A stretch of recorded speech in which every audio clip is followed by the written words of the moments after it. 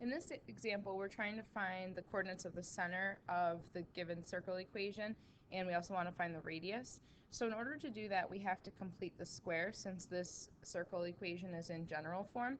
So the first step in the process is to group your terms by their variable. So meaning I'm going to group the x squareds or the x's together. So it's going to be x squared plus 2x.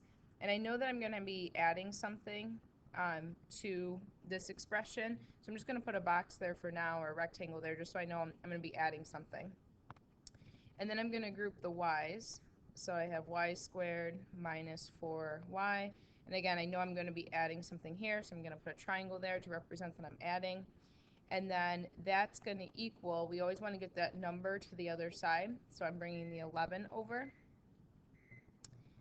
So we bring the 11 over, and then I have to remember if I'm adding something to one side of the equation, I'm going to be adding something to the other side of the equation. So those will come into play. So then the question becomes, how do we know what number that we're going to add to both sides or add to this expression to complete the square? So this is where I like to draw out the square. And I'm going to basically ask myself what times what will give me x squared, so that's going to be x and x. And then I split this 2 in half. So it's going to be positive 1 and positive 1 when I split it in half.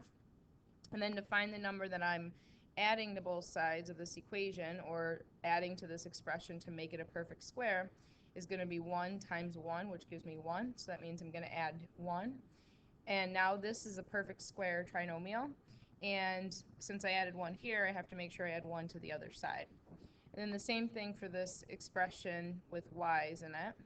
I'm going to draw out a square. It's going to be y and y, because it's y times y will give me y squared.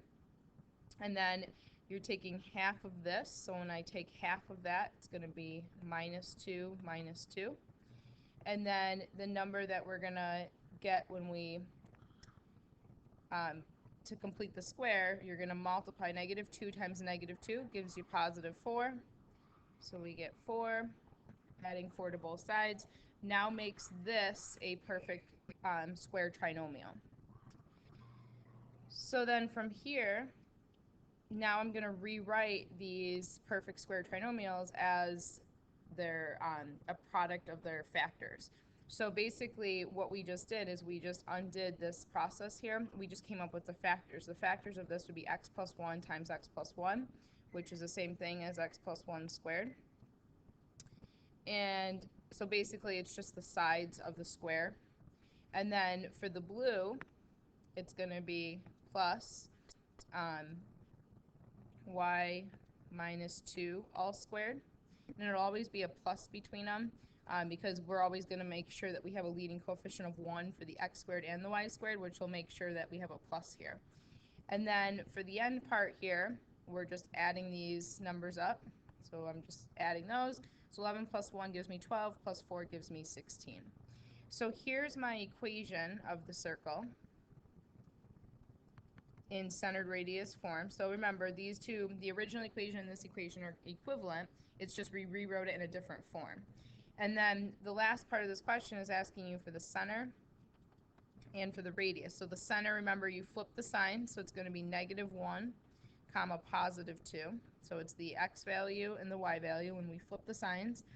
And then for the radius, we're going to take the square root of the number at the end because it was squared to go into the equation. So the square root of 16 gives me 4. So that's the actual answer to the question.